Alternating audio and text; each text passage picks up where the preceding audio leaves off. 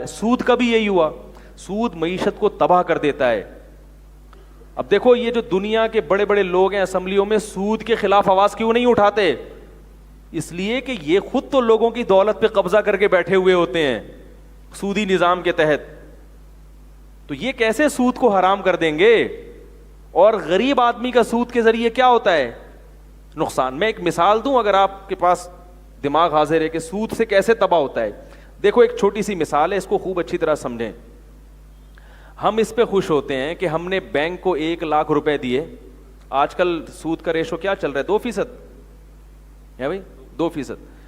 تو بینک نے 1 مہینے کے بعد ہمیں کتنے دے دیے؟ 1,00,000 بھی دے دیے اور 2,000 بھی. غریب آدمی خوش ہو رہا ہے کہ مجھے 1,00,000 پہ کتنے مل گئے؟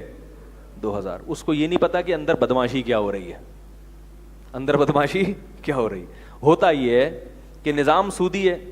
آپ نے بینک کو 1,00,000 روپے دیے, ان بھائی نے بھی 1,00,000 دیے, ان میں بھی, اس طرح 10 آدمیوں کے, میں ایک آسان سی مثال سے سمجھا رہا ہوں. 10,00,000 روپے کا 10 آدمیوں کا سرمایہ بینک کے پاس کیا ہو گیا؟ ڈپازٹ ہو گیا. اب جو بڑی بڑی کمپنیاں ہیں وہ بینک سے قرضہ لیتی ہیں.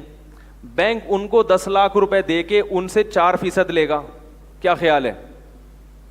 نہیں آ رہی بات. کیونکہ اس میں بینک نے اپنا بھی نکالنا ہے اور پبلک کے 2,000 بھی دینے ہیں. 1,00,000 سے ہی سمجھاتا ہوں تاکہ سمجھ میں آئے گی. وسیم بھائی نے 1,00,000 روپے بینک کو دیے اس خوشی میں کہ بینک مجھے اس پہ مہینے کے بعد 2,000 روپے دے گا, اور خوشی سے پاگل ہو رہے ہیں. 1,00,000 پہ بیٹھے بیٹھے کتنے کما رہا ہوں؟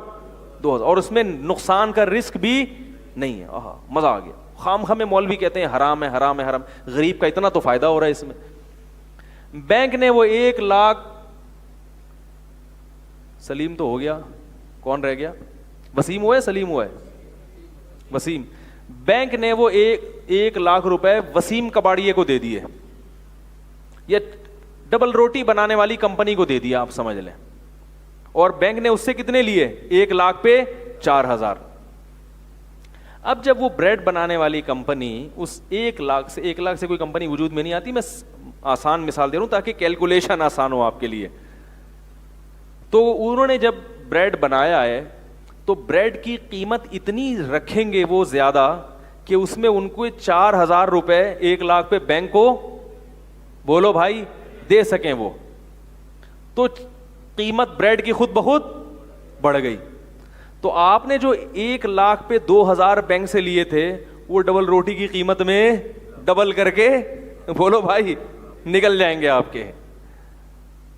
نہیں آ رہی بات یار. اور آپ اس پہ خوش ہیں کہ 1,00,000 پہ مجھے کتنے مل رہے ہیں؟ وہ نہیں مل رہے آپ کو, وہ دوسری سائڈ سے جا رہے ہیں, کھا رہے ہیں وہ. ایک نقصان یہ. دوسرا نقصان کہ ڈبل روٹی کمپنی جو بنانے والا شخص ہے اس کا اپنا کچھ بھی نہیں لگ رہا, وہ فری پھوکٹ میں اپنے نام اور اعتماد کی بنیاد پہ بینک سے کروڑوں روپے قرضہ لے لیتا ہے اور انویسٹ کر کے کروڑوں سے اربوں بنا لیتا ہے.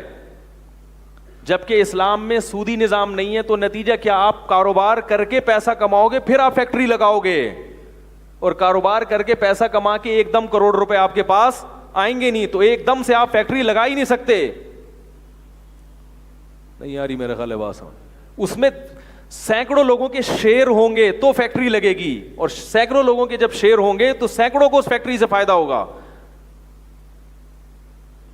تو شریعت میں مزاربت ہے. مزاربت اس کے بالکل اپوزٹ ہے. اب میں بتاتا ہوں شریعت کیا کہتی ہے بینک کو. شریعت بینک کو یہ کہتی ہے کہ جب 1,00,000 آپ نے بینک کو دیے تو بینک سے یہ نہ کہ مجھے 2,000 چاہیے. سمجھیں بات کو. شریعت یہ کہتی ہے کہ بینک سے یہ کہیں کہ تم جتنا کماؤ گے نا اس میں سے مجھے 2% چاہیے. بھائی 1,00,000 کا 2% 2,000 ہوتا ہے نا. تو شریعت کہتی ہے 2,000 نہیں بولو, کیا بولو, کتنا چاہیے؟ 2%. 1,00,000 پہ نہیں, 1,00,000 سے جتنی ارننگ ہوگی اس پہ مجھے کتنا چاہیے؟ بولو بھائی 2%. یہ 1,00,000 روپے جب بینک ڈبل روٹی بنانے والی کمپنی کو دے گا تو اسے کہے گا مجھے 1,00,000 پہ 4% نہیں چاہیے.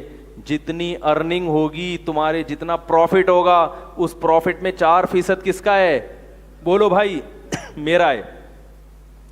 اب جب بریڈ بنانے والی کمپنی نے بریڈ کی قیمت میں اضافہ کیا تو کمپنی کا نفع بڑھ گیا, کیا خیال ہے؟ جیسے ہی کمپنی کا نفع بڑھائے بینک کا نفع خود بخود, کیونکہ بینک پروفٹ میں شریک ہے نا بھائی. کمپنی اگر 1 لاکھ کمائے گی تو بینک کو 4,000 ملیں گے, کمپنی اگر 2 لاکھ کمائے گی تو بینک کو کتنے ملیں گے؟ 8,000. اور بینک کا نفع بڑھنے سے جس آدمی نے 1 لاکھ بینک کو دیے ہیں اس کا پروفٹ ریشو خود بخود بڑھ جائے گا.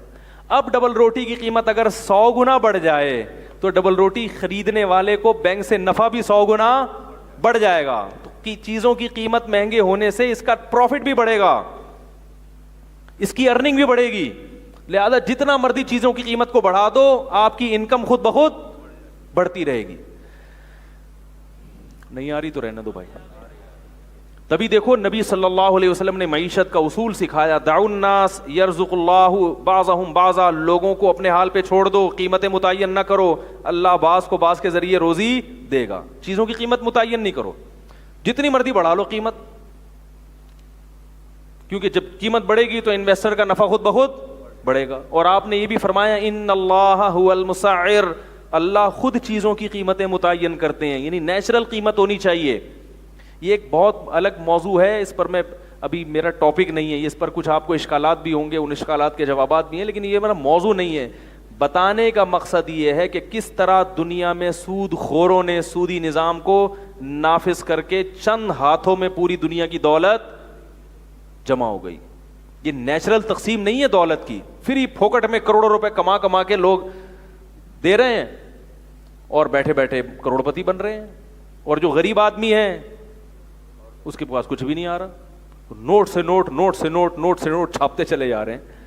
تو اگر اللہ تعالیٰ نے مخلوق کو یہ اختیار دے دیا ہوتا جیسے کہ آج کل مخلوق کے پاس ہے, تو اس میں انسان کا استحصال ہے, انسان کا دیوالیہ نکل رہا ہے. اس لیے اللہ نے اچھائی اور برائی کا کرائیٹیریا کس کے ہاتھ میں رکھا ہے؟ بولو نا بھائی, اپنے ہاتھ. مفتی طارق